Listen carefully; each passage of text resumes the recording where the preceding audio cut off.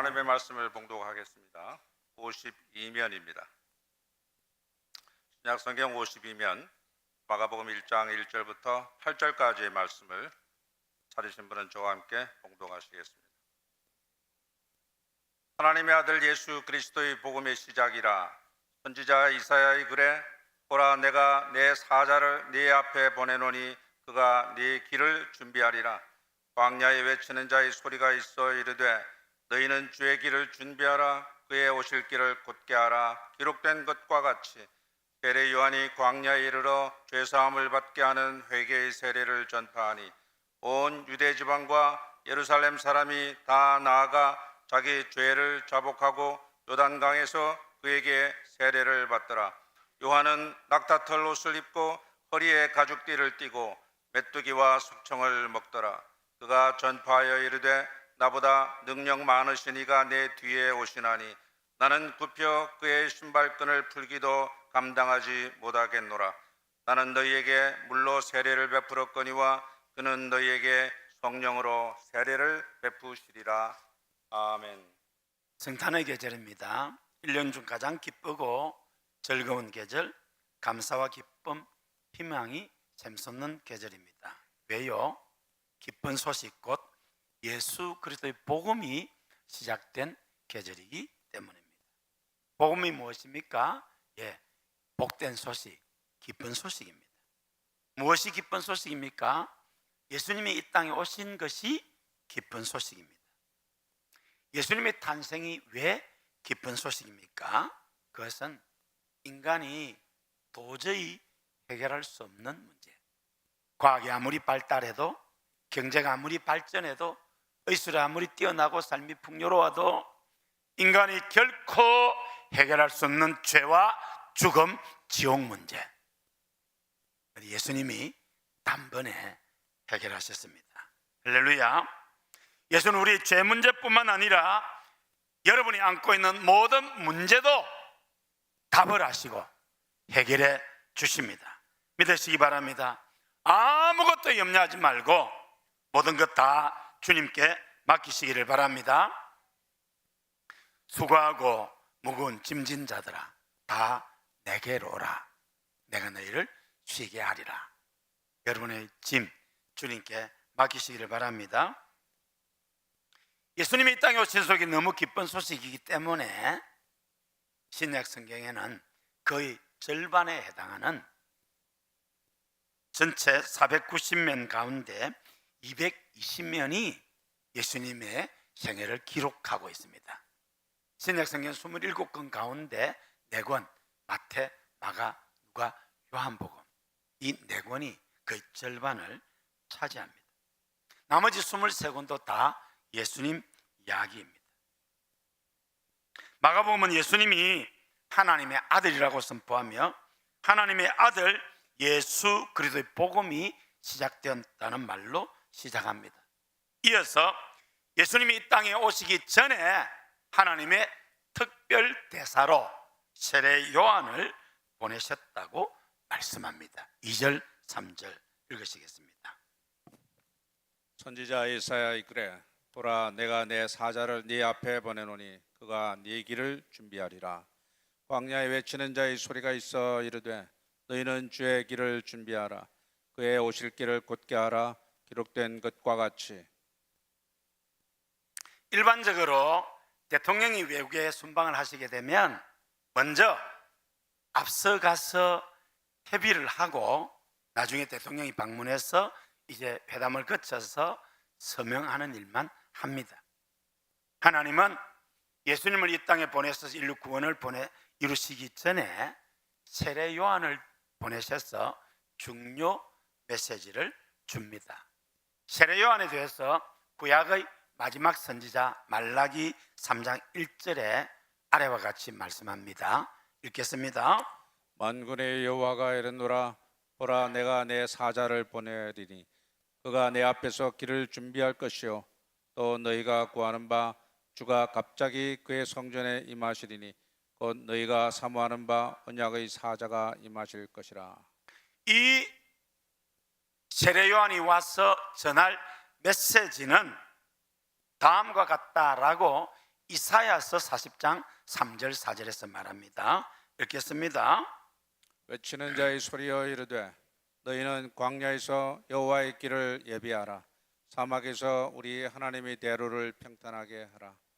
골짜기마다 도두어지며 산마다 언덕마다 낮아지며 고르지 아니한 곳이 평탄하게 되며 험한 곳이 평지가 될 것이요.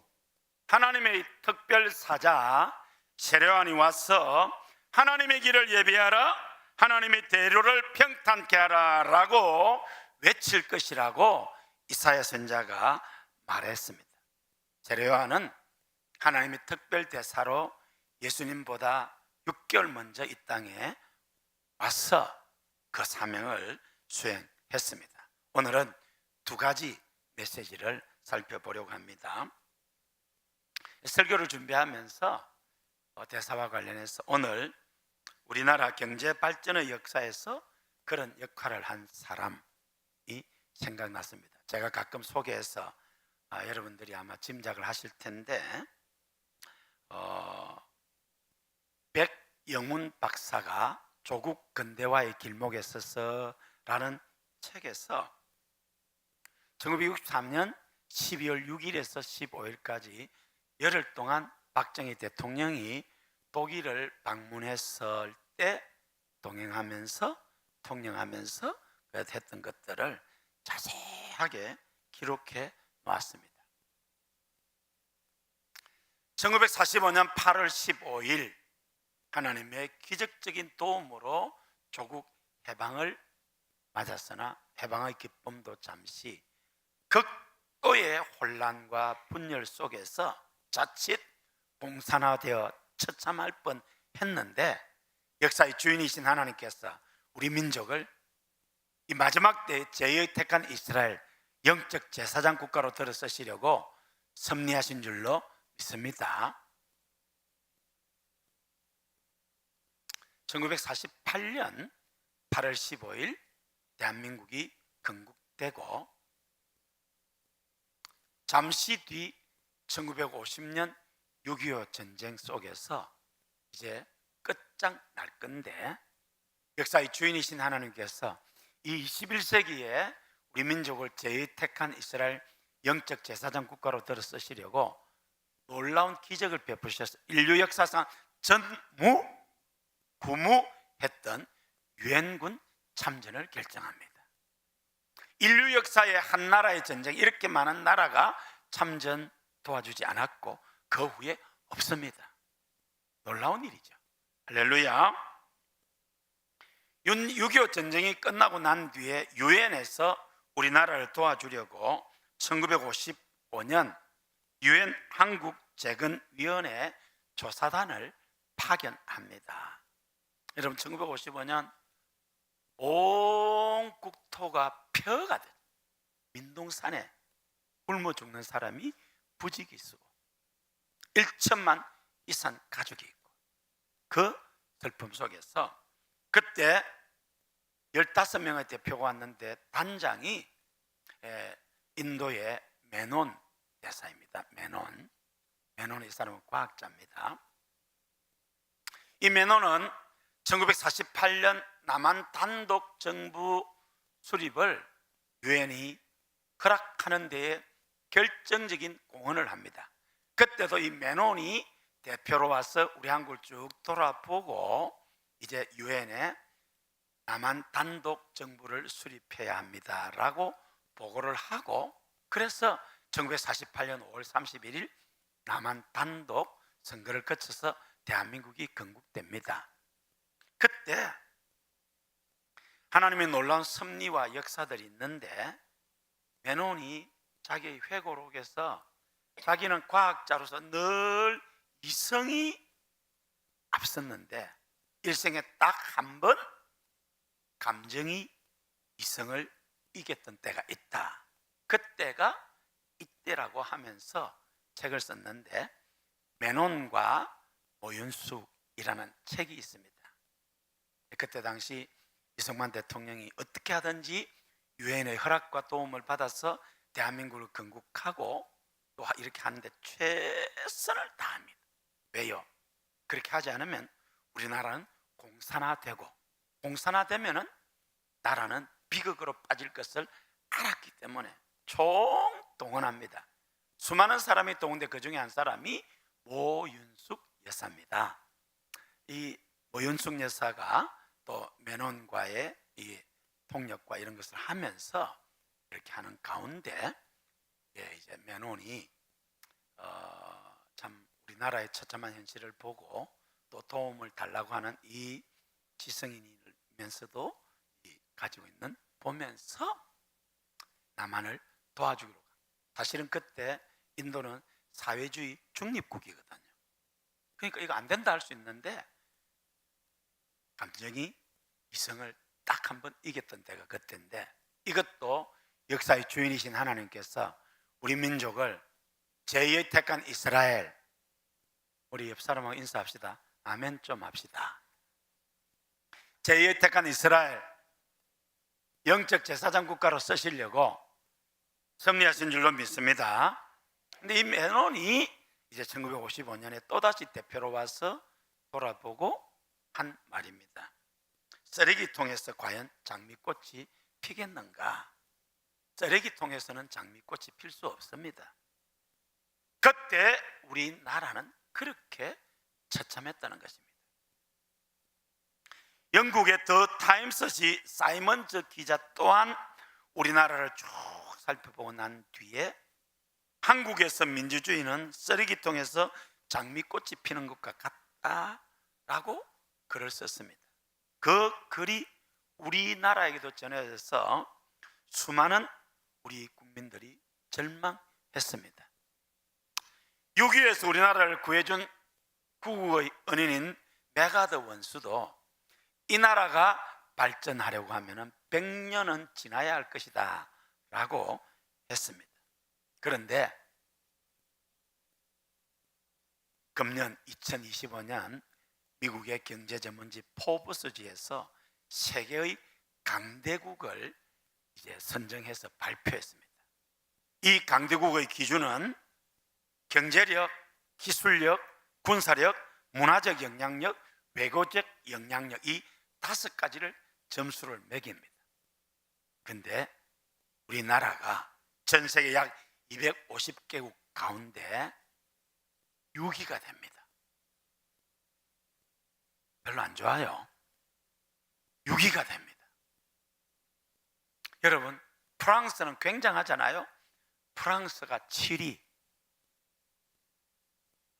일본 8위, 사우디아라비아 9위, 이스라엘 10위, 아랍에미레이트 11위, 즉 거대한 나라 인도 12위, 캐나다 13위, 우크라이나 14위, 세상에 이탈리아가 15위. 와, 한국 사람 아닌가? 여러분, 이탈리아가 어떤 나라입니까? 이탈리아가 15위예요. 2005년 미국의 투자 전문은행 골드만삭스에서 향후 세계를 전망하면서 2020년이 되면 우리나라가 이탈리아를 제낄 것이라고 했거든요. 그때 우리 그거 못 믿었습니다. 그런데 진짜로 2020년이 되었을 때에 이탈리아는 1인당 GDP 32,200달러, 우리나라는 32,860달러로 이탈리아를 제꼈습니다. 그리고 2025년 대한민국은 세계 6대 강국, 이탈리아는 15등. 할렐루야.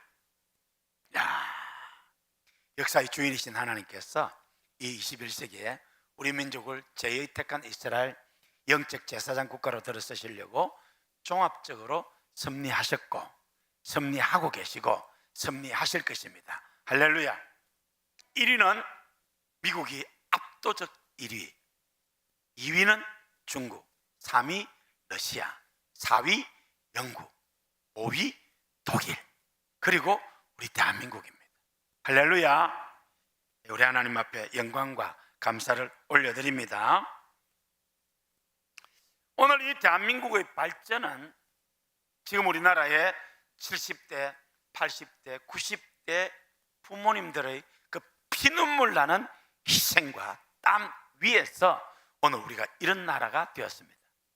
우리가 해외여행을 해보면 답답해요. 미국에 가도 심히 불편해요. 그리고 해가 지면 겁이 나서 어디 나가지도 못해요. 대낮에도 겁이 납니다. 대한민국은 밤이고 낮이고 도시고 농촌이고 겁이 나지 않는다. 할렐루야. 야, 이거 굉장한 나라입니다. 또 여러분 외국 여행 해보면은 먹을 게 별로 없어요. 고기 처음 안 두면 먹을 때 맛있지. 계속 고기 피자 먹어보세요. 못 먹습니다. 우리나라는 얼마나 음식이 맛있는지. 세상에 우리 어머니들은 풀 가지고 무슨 요리를 그렇게 많이 하노. 나물, 김치만 해도 김치, 총각김치, 물김치, 갓김치 어쩌고 저쩌고. 할렐루야. 야, 진짜 여러분 이런 나라에 사는 것을 감사하시기 바랍니다. 또 배가 고프면 밤이고 낮이고 전화하면 바로 갖다 주잖아. 여러분 이런 나라가 없어요. 여러분 할렐루야. 하나님께서 마지막 때에 우리나라를 제의 택한 이스라엘, 아멘, 영적 제사장 국가로 들어 쓰시려고 섭리하셨고 섭리하고 계시고 앞으로도 섭리하실 줄로 믿습니다. 할렐루야. 우리 대한민국의 발전의 한강의 기적이라고 합니다. 그런데 이것은 독일의 발전을 라인강의 기적이라고 하는 데서 나온 것입니다. 실제로 오늘 이런 우리 대한민국을 만드는 데는 미국이 1등이고 그리고 독일 또한 중추적인 기능을 감당했습니다. 1961년 박정희 대통령이 인민족을 한번 잘 살게 해보려고 5.16 군사혁명을 일으켰습니다. 그런데 경제를 일으키려고 하는데 기술이 있습니까? 자본이 있습니까? 아무것도 없습니다. 그래서 미국에 가서 케네디 대통령을 만났습니다마는 냉대를 받고 피눈물을 흘리며 돌았습니다. 그때 각하, 우리와 같은 분단 국가인 독일에 가면 도와주지 않을까요? 그래서 물에 빠진 사람이 지푸라기 잡는 심정으로 독일을 갑니다. 독일을 가려고 하니까 독일 말을 알아야지. 여기저기 수소문 해보니까 이승만 대통령의 장학금을 받아서 독일에서 박사학위를 받아 중앙대학교 교수로 여기만 교수로 재직하는 백영훈 박사를 찾게 됩니다.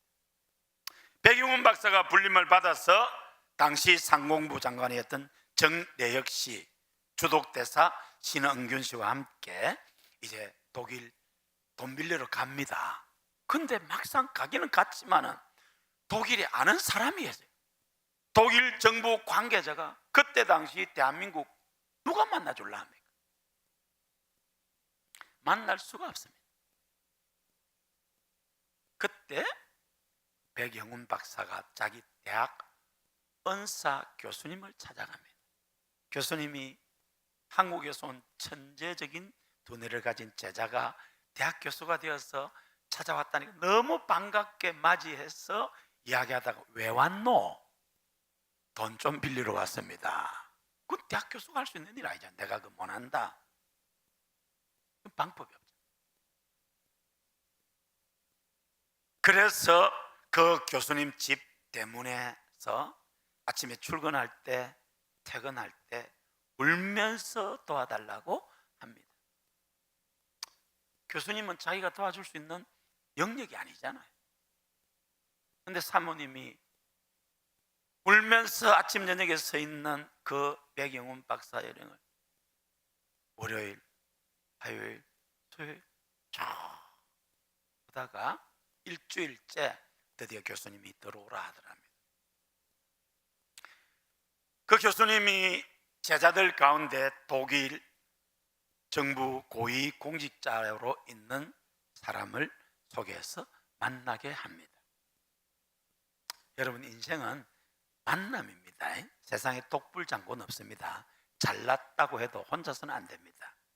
얼굴 잘생겼다고 하면은 꼴값 들다가 큰일 납니다. 다 관계입니다.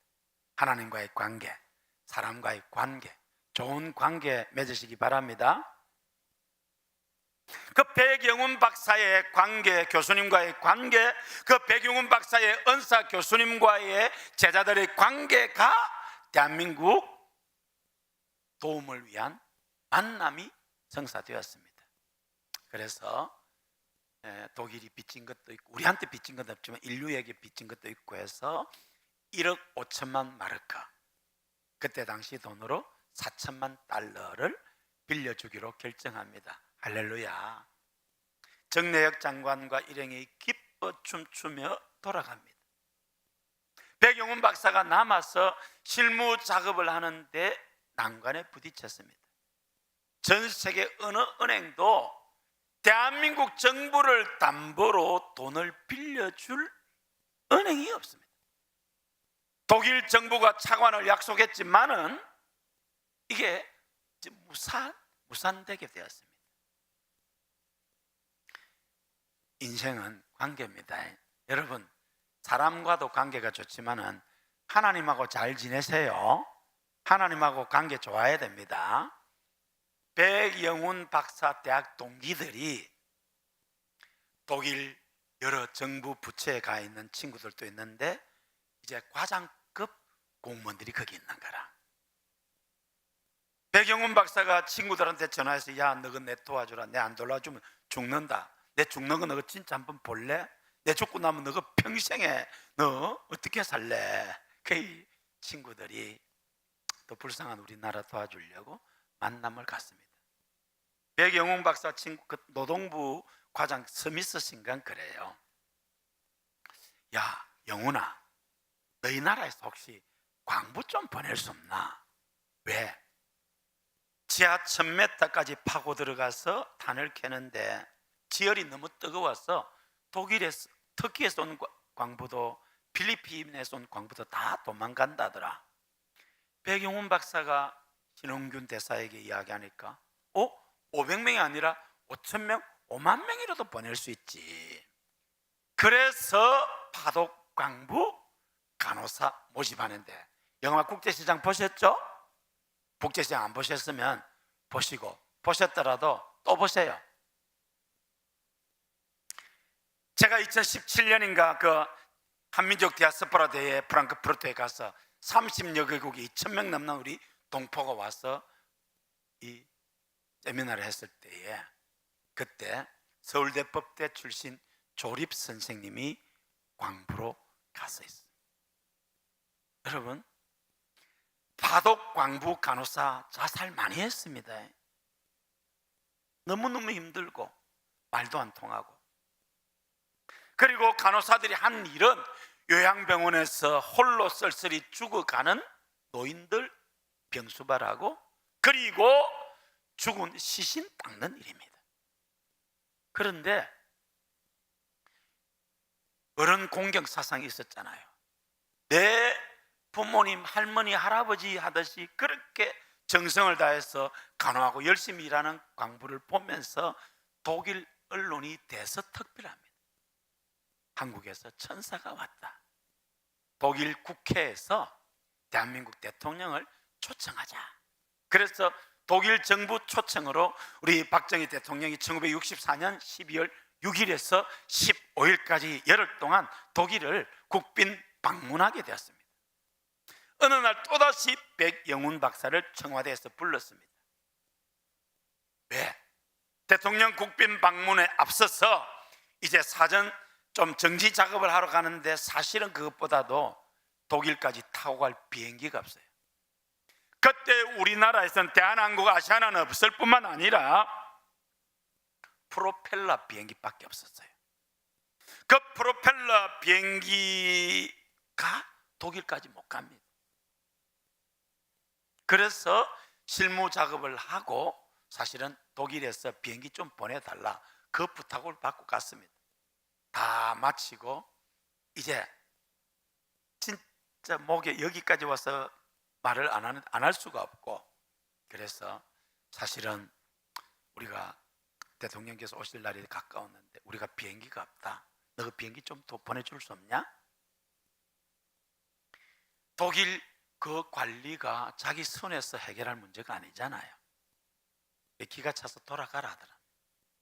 배경훈 박사가 안 되는구나 라고 절망하고 있는데 오후 2시에 다시 오라 해서, 여러분 그때 당시 독일 국적 대한항공은 루프트한자입니다. 루프트한자 항공기가 동경에서 홍콩으로 날아가는데 그 비행기가 서울에 들러서 비즈니스석 20석을 비워서 우리 대통령을 타고 홍콩, 방콕, 파키스탄 수도 카라치, 이집트의 수도 카이로, 이탈리아의 수도 로마, 프랑크푸르트 6개국 28시간을 거쳐서 대통령이 가게 됩니다. 거기에서 대통령이 했던 눈물겨운 이야기들은 인터넷에서 영상에서 우리 많이 알고 있습니다. 파독 광부 간호사가 너무나도 헌신적으로 일한 결과 독일 정부가 아무런 조건 없이 2억 5천만 마르크를 빌려줘서 우리 경제를 일으키는 마중물에 또 기름을 붓습니다. 그리고 기술 고문 5명을 보내서 기술 지도를 합니다. 그리고 독일 정부 자본으로 한독기술고등학교, 머리는 좋은데 돈이 없어서 고등학교 진학을 포기한 학생들을 부산 해운대의 한독기술고등학교에 배웠어요. 독일의 앞선 기술을 익히게 하고, 그들이 서서 나중에 국제기능올림픽에 우리나라가 10년표 이상 하신 거 아시죠? 그렇게 해서 우리나라 경제가 굴러가고 이제 드디어 세계 6위 경제 강국뿐만 아니라 군사 강국, 기술 강국, 문화 강국, 할렐루야! 역사의 주인이신 하나님께서 이 마지막 때에 저희 택한 이스라엘 영적 제사장 국가로서 우리 민족을 통해 민족 세계에서 복음화를 이루고 온 세계 하나님의 은혜와 복을 주시려고 우리 민족을 택하신 줄로 믿습니다. 하나님 사랑, 나라 사랑, 계례 사랑하는 마음으로 대한민국에 대한 애국심, 대한민국에 대한 충성심, 대한민국에 대한 국민의 의무를 다해야 할 줄로 믿습니다. 할렐루야! 역사의 주인이신 하나님은 온 세상을 구원하시려고 독생자 예수님 보내주시기 전에 세례 요한을 특별 대사로 보내셨습니다. 세례 요한이 와서 첫 번째로 외친 메시지는 회개하라는 메시지입니다. 4절 5절 읽으시겠습니다. 세례 요한이 광야에 이르러 죄사함을 받게 하는 회개의 세례를 전파하니 온 유대 지방과 예루살렘 사람이 다 나아가 자기 죄를 자복하고 요단강에서 그에게 세례를 받더라. 여러분, 모든 사람은 죄인입니다. 여러분 중에 법 없이도 살 수 있는 사람, 참 착하고 선한 사람이 있는가 하면은 내가 생각해도 내가 죄인이 일어난 사람이 있지요. 그럼 하나님의 기준에서 볼 때는 테레사 소녀도 성철 스님도 다 죄인입니다. 지옥 갈 죄인입니다. 죄를 어떻게 없앨 수 있습니까? 유일한 방법이 회개하는 것입니다. 회개하고 예수님 믿으면 죄 사함 받고 지옥 형벌 면하고 천국 가게 됩니다. 예수님도 첫 일성이 회개하라, 천국이 가까웠다고 말씀하셨습니다. 여러분, 우리는 살면서 알게 모르게 죄와 악을 범합니다. 지난 한 주간을 살면서 하나님 보실 때에 죄 많이 지었을 겁니다. 교회 안에서도 우리가 죄를 짓습니다. 목사님도, 장로님도, 권사님, 안수집사님, 성도 여러분들도 교회 안에서도 죄를 지을 수 있습니다. 교회 밖에서도 죄를 짓습니다. 왜? 우리는 본질상 죄인이기 때문입니다. 이 죄를 회개하라는 것입니다. 회개하라, 천국이 가까웠느니라. 회개하면 천국 갈 수 있습니다. 회개 안 하면 지옥 갑니다. 세례 요한이 그 회개의 메시지를 외친 것입니다. 이게는 성경원어로 메타노이아라고 하는데 방향을 바꾼다는 거죠. 내가 지금 잘못 가고 있는 그 길에서 돌이키라는 거죠. 이번에 서임용 목사님이 아주 적절한 예화를 말씀하셨어요. 현직에 계실 때는 비서도 있고 또 비서 목사님도 있고 운전기사도 따로 있어서 어디를 가도 그냥 가면 됩니다. 그런데 이제 은퇴하고 나니까 모든 걸 자기가 해야 돼. 저기 충청도 오송에 사시는데 이제 서울 가는 KTX 표를 탁 끊어서 타고 이제 한참 가고 있는데 방송이 들려옵니다. 잠시 후 신경주역에서 신경주역입니다 하더랍니다. 잘못 가고 있는 거죠. 어떻게 해야 됩니까? 내려서 방향을 돌려서 바로 가야 됩니다. 여러분 인생을 살면서 하나님을 섬기면서 잘못 갈 수 있습니다. 나는 바로 간다고 생각하는데 하나님 보실 때는 잘못 간다고 볼 수 있습니다. 어떻게 해야 됩니까? 회개해야 됩니다. 돌이켜야 됩니다. 그러면 용서받습니다. 그러면 바로 갈 수 있습니다. 회개하면 우리 하나님 살려주십니다. 회개하면 고쳐주십니다. 회개하면 새롭게 하십니다. 여러분 성경에 나오는 믿음의 사람 중에 다윗같이 위대한 사람 많지 않습니다. 근데 다윗도 인간인지라 죄를 지었습니다. 그 죄로 얼마나 괴로워하는지 시편 32편과 51편에 보면은 다윗의 참회가 나옵니다. 오늘 우리 시편 32편 3절에서 5절 읽으시겠습니다. 내가 입을 열지 아니할 때 종일 신음함으로 내 뼈가 쇠하였도다. 주의 손이 주야로 나를 누르시오니 내 진액이 빠져서 여름 가뭄에 마름같이 되었나이다. 셀라. 내가 이르기를 내 허물을 여호와께 자복하리라 하고 주께 내 죄를 아뢰고 내 죄악을 숨기지 아니하였더니 곧 주께서 내 죄악을 사하셨나이다. 셀라. 그렇게 위대한 믿음의 사람, 하나님의 사람, 하나님의 기쁨과 자랑이었던 다윗도 사람이기 때문에 넘어졌습니다. 다윗이 나이가 많아 이제 왕이시여, 왕이 전쟁터에 나오지 마소서 하는 신하들의 말을 듣고 궁중에 있다가 오후에 왕궁을 거닐다가 아래를 내다보니까 여인이 벌거벗고 목욕을 합니다. 그럼 왕이 돌려야지. 그런데 옵니다. 내 눈이 보는 것을 조심해. 데리고 오너라. 여러분, 사탄이 우는 사자같이 삼킬 자를 찾습니다. 그렇게 위대한 하나님의 사람 다윗을 넘어뜨릴 기회를 만난 것입니다. 볼 때 다윗의 마음에 죄가 들어왔습니다. 여자를 보고 음욕을 품으면 이미 간음죄를 지었습니다. 왕이면은 내가 이래서는 안 되지 해야 되는데 사탄이 그냥 두지 않습니다. 데리고 왔습니다. 시간이 걸리잖아요. 내가 그러면 안 되지. 알고 보니까 내 충성스러운 부하 장수 우리아의 아내라. 그러면 선물 하나 줘서 이렇게 돌려보낼 텐데 마귀가 그렇게 하지 않습니다. 간음죄를 지었습니다. 얼마 뒤에 임신됐다는 소식이 옵니다. 그러면 회개해야 되는데 잔머리를 굴립니다. 여러분 잔머리 굴리다가 망합니다. 회개해야 합니다.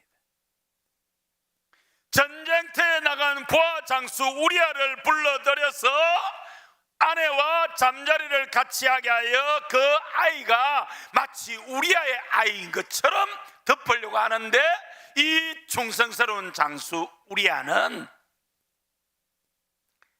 내 상사가, 동료와 부하가 전쟁터에 있는데 내가 어떻게 집에 가서 편히 잠을 자겠느냐, 그렇게 하지 않고 야영을 합니다.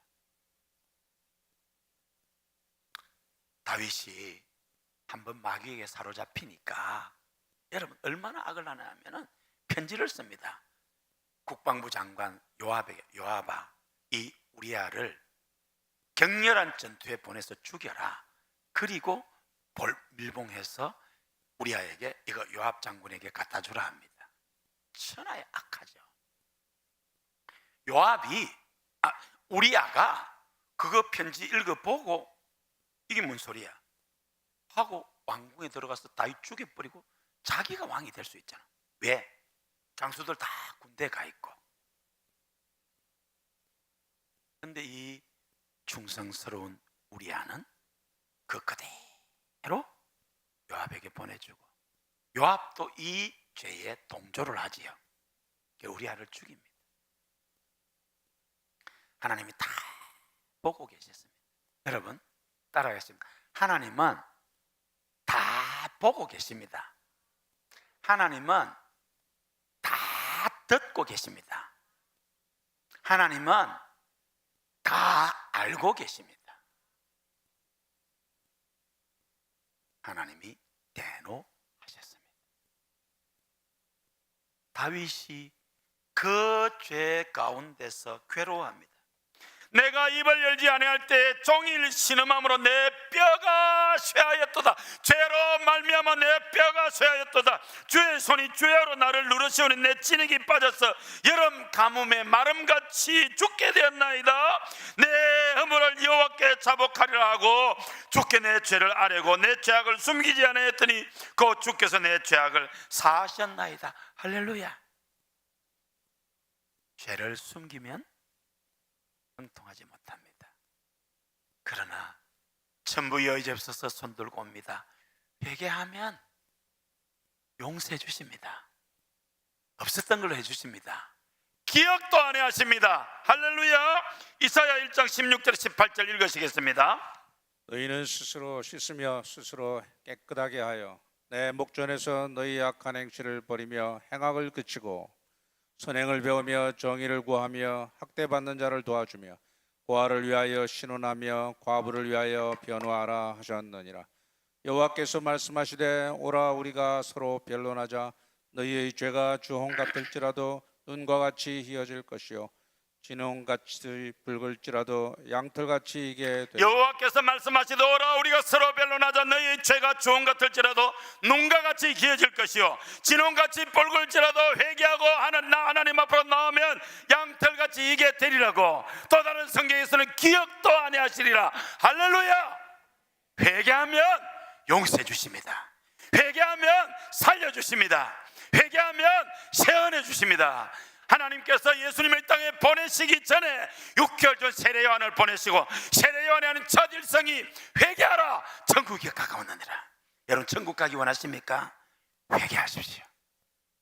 예수님도 첫 일성이 회개하라 천국이 가까웠느니라. 죄 없는 사람 누가 있습니까? 죄 안 짓는 사람 누가 있습니까?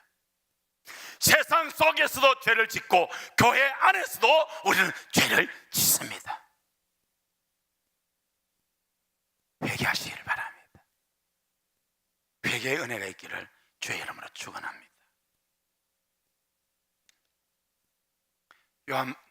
누가복음 15장 돌아온 탕자, 그 죽일 녀석이 있잖아요.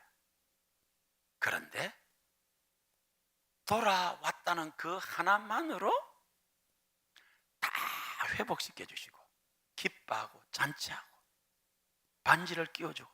할렐루야.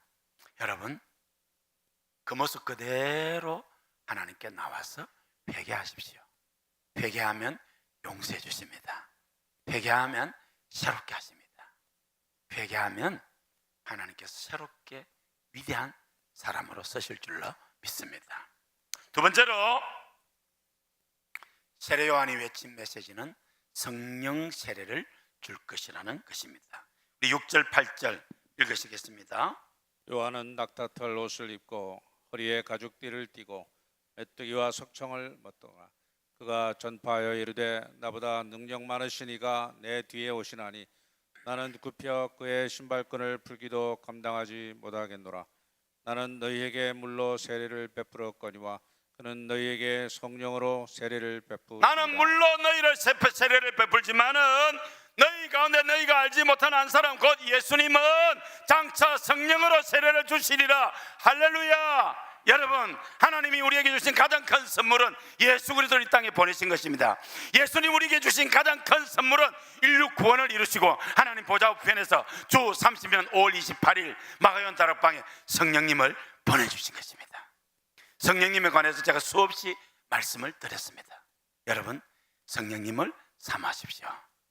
성령으로 아니하고는 아무도 예수님을 구주로 주님으로 고백할 수 없습니다. 여러분, 여러분이 죄인임을 인정하십니까? 예수님이 여러분의 구세주임을 믿습니까? 그러면 여러분 속에 성령님이 계십니다. 그리고 성령 세례를 받아야 됩니다. 성령 세례는 일생 한 번만 받으면 됩니다. 성령 충만은 날마다 받아야 됩니다. 자동차 주유 한 번 했다고 한 달, 1년 타지 않습니다.